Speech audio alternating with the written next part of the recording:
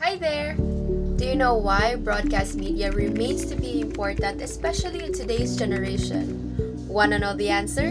Let us find out as we go through the video.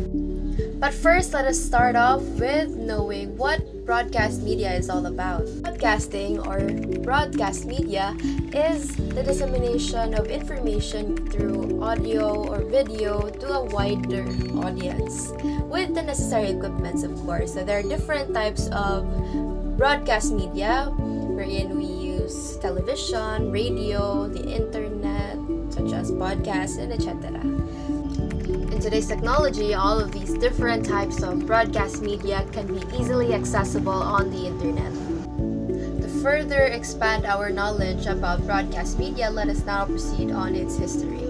Actually, it is very difficult to trace the history of broadcast media, knowing that there are different types of broadcast media and it varies from one country to another. However, based on my research, did you know that transmitting telegraph signals over the airways was the earliest kind of broadcasting? This was notably significant for ship-to-shore communication, but it also grew increasingly significant for commercial and general news reporting, as well as a platform for interpersonal radio conversation. The beginning of 1920s, radio broadcasting on AM and later FM became a common medium. Utilizing VHF and UHF spectrum, television broadcasting began as an experiment in the 1920s and expanded rapidly after World War II. So what are the features or characteristics of media broadcasting? There are actually a list of features and characteristics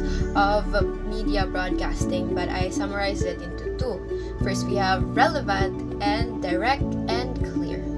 Relevant. So being timely is one of broadcast media's strongest qualities because it primarily focuses on current events and aids the audience in becoming aware of everything that occurs not just in their immediate environment but also to the world.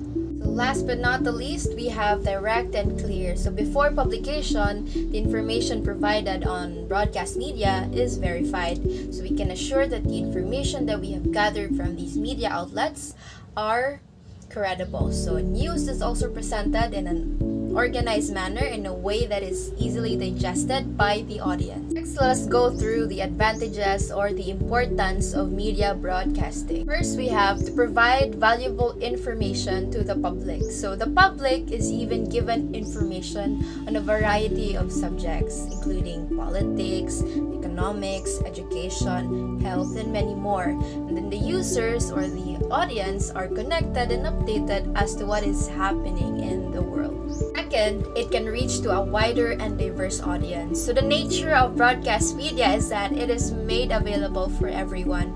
According to Anabejo, it is the bedrock for meaningful development in human society since it develops informative people and encourages them to act in an ethically correct manner which educates and improves society as a whole. Lastly, it can communicate to the audience effectively, so it is not a hassle for the audience to understand the news being broadcasted, since broadcast media offers both audio and visual content which greatly contribute to the process of knowledge development and dissemination. In conclusion, while we face the inevitability of change, especially technology is always evolving and improving throughout the generation and throughout the world, broadcast media has always been able to stand out by utilizing the most resources available, and it also adapts to these changes and continues to serve the interests of the public throughout the seasons and gives them the necessary information. So we are also highly dependent on its services. Thus, it is important to integrate broadcast media and communication related courses to all universities out there. So I hope that you are all encouraged to include or incorporate broadcast media in communication related courses. Thank you.